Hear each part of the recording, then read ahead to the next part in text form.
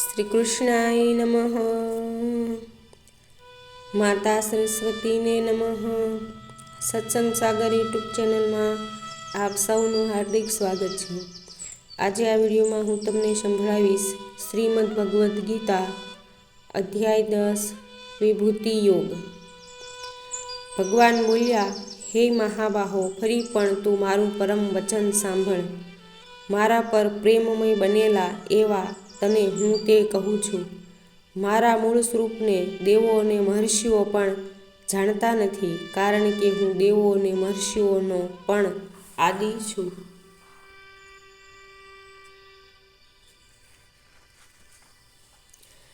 હે જે અજન્મા અનાદિ અને લોકોના મહેશ્વર રૂપે મને જાણે છે, તે મર્ત્ય પદાર્થોમાં મોહ વગરનો બની બધા પાપોમાંથી મુક્ત થઈ જાય છે.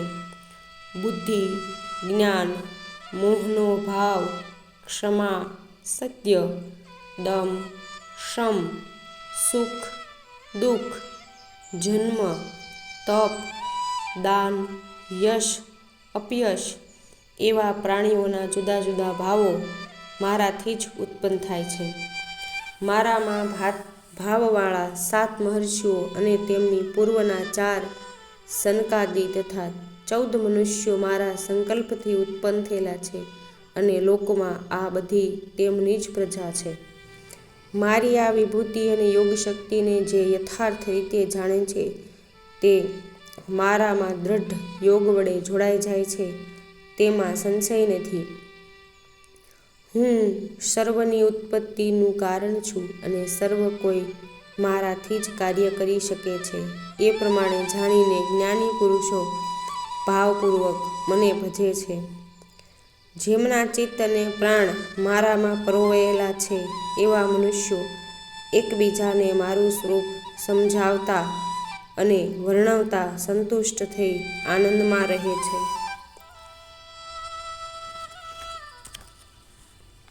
મને પ્રેમપૂર્વક ભજતા મારામાં સતત યુક્ત રહેનારાઓને હું તીવ્ર બુદ્ધિયોગ આપું છું, કે જેના વડે તેઓ મને પામે છે, અને તેઓ ઉપર કૃપા કરવા માટે આત્મા રૂપે રહેલો છું.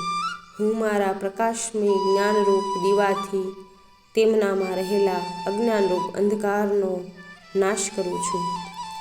આપ પરમધામ અને પરમ પવિત્ર છો, કારણ કે આપને બધા ઋષિઓ સનાતન દિવ્ય પુરુષ તેમજ દેવોના પણ આદિ દેવ, અજન્મા અને સર્વવ્યાપી કહે છે. તેમજ દેવર્ષિ નારદ તથા અસિત, દેવલ અને વ્યાસ વગેરે ઋષિઓ તથા આપ પોતે પણ મને તે જ પ્રમાણે કહો છો.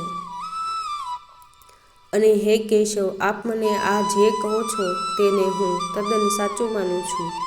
ભગવાન, આપના આ લીલામય વ્યક્ત સ્વરૂપને દેવો કે દાનવો પણ જાણતા નથી. હે પુરુષોત્તમ, હે સર્વભૂતોને ઉત્પન્ન કરનારા, હે પ્રાણીઓના ઈશ્વર, હે દેવના દેવ, હે જગતના સ્વામી, આપ પોતે જ પોતાને જાણો છો.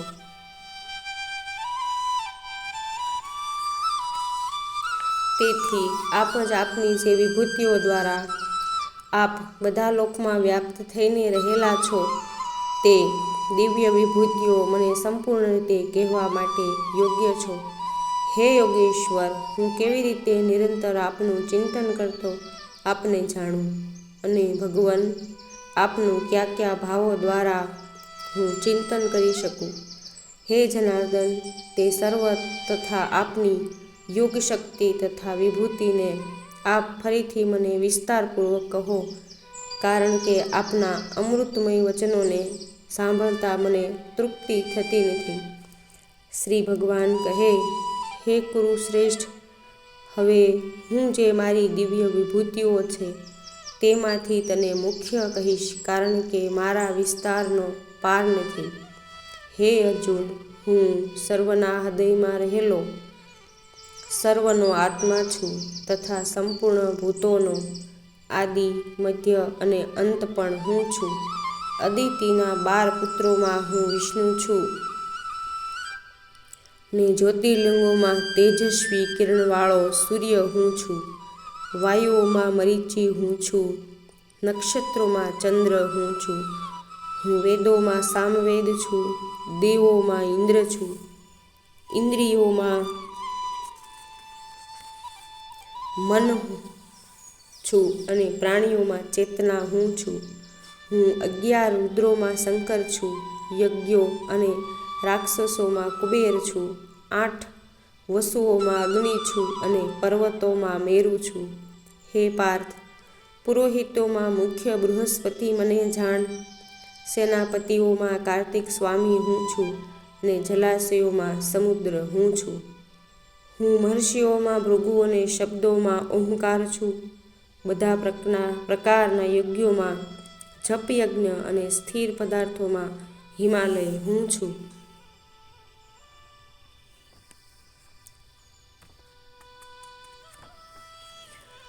અશ્વત્થઃ સર્વ વૃક્ષોમાં હું પીપળાનું વૃક્ષ છું. દેવર્ષિઓમાં નારદ મુનિ, ગંધર્વોમાં ચિત્રરથ અને સિદ્ધોમાં કપિલ મુનિ હું છું. ઘોડાઓમાં ઉચ્ચૈશ્રવા હું છું. હાથીઓમાં શ્રેષ્ઠ ઐરાવત નામનો હાથી અને મનુષ્યોમાં રાજા પણ હું છું. હું શાસ્ત્રોમાં વ્રજ અને ગાયોમાં કામધેનુ છું. સંતાન ઉત્પન્ન કરવા અર્થનો કામદેવ અને સર્પોમાં સર્પરાજ વાસુકી હું છું. હું નાગોમાં શેષનાગ, જલચરો અને જળ દેવતાઓમાં વરુણ, પિતૃઓમાં અર્યમા તથા શાસન કરનારાઓમાં યમરાજ હું છું. હું દૈત્યોમાં પ્રહલાદ છું. ગણના કરનારાઓમાં કાલ તથા પશુઓમાં મૃગરાજ, સિંહ અને પક્ષીઓમાં ગરુડ હું છું. પવિત્ર કરનારાઓમાં વાયુ, શસ્ત્રધારીઓમાં શ્રીરામ, માછલામાં મગરમચ્છ અને નદીઓમાં ભાગીરથી ગંગા હું છું. હે અર્જુન, સૃષ્ટિઓનો આદિ અંત તથા મધ્ય હું છું. હું વિદ્યાઓમાં અધ્યાત્મ વિદ્યા છું. વિવાદ કરનારાઓનો તત્વનિર્ણયવાળો વાદ હું છું. હું અક્ષરોમાં આકાર છું. સમાસોમાં દ્વંદ્વ સમાસ છું. કાળોમાં પ્રધાન અક્ષય કાળ છું. હું છું અને સર્વ તરફ મુખવાળો, સર્વનું ધારણ પોષણ કરનારો હું છું. સર્વનો નાશ કરનાર, મૃત્યુને ઉત્પન્ન થનારાઓનું ઉત્પત્તિ સ્થાન હું છું તથા નારી ભાવમાં કીર્તિ, શ્રી, વાણી, સ્મૃતિ, મોઘા, ધૃતિ અને ક્ષમા હું છું. ગાયન કરવા યોગ્ય શ્રુતિઓમાં બૃહત્સામ અને છંદોમાં ગાયત્રી છંદ હું છું. મહિનાઓમાં માર્ગશીર્ષ અને ઋતુઓમાં વસંત હું છું. છેતરપિંડી કરનારાઓમાં ધૃત હું છું. તેજસ્વીઓનું તેજ હું છું. જીતનારાઓનો વિજય, નિશ્ચય કરનારાઓનો નિશ્ચય તથા સાત્વિક ભાવનાવાળાઓનું સત્વ હું છું.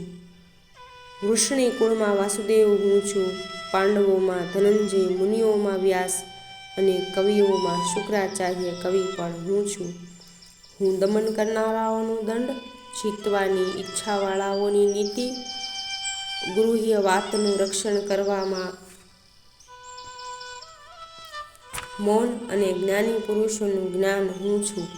હે અર્જુન, જે સર્વભૂતોની ઉત્પત્તિનું કારણ છે તે પણ હું જ છું. સ્થાવર અથવા જંગમ જે કાંઈ છે તે મારા વિના નથી. હે પરંતપ, મારી દિવ્ય વિભૂતિઓનો અંત નથી. આ તો મેં તારે માટે કેવળ દ્રષ્ટાંત રૂપે જ મારી વિભૂતિઓનો વિસ્તાર કહ્યો છે. પણ જે વસ્તુ વિભૂતિયુક્ત, કાંતિયુક્ત અથવા પ્રભાવશાળી છે તેમાં મારા તેજનો અંશ પ્રગટ થયેલ છે. બીજી રીતે કહું તો હે અર્જુન, આ બધું લાંબુ જાણવાનું તારે શું કામ છે? તું એ જાણી લે કે મારા એક અંશ માત્રથી હું આ સમસ્ત જગતને ધારણ કરીને રહેલો છું. ઇતિ શ્રીમદ્ ભગવદ્ ગીતા શુકનિષત્સુ બ્રહ્મવિદ્યાયામ યોગશાસ્ત્રે શ્રી કૃષ્ણ અર્જુન સંવાદે વિભૂતિ યોગો નામઃ 10મો અધ્યાય. શ્રી કૃષ્ણાર્પણમસ્તુ.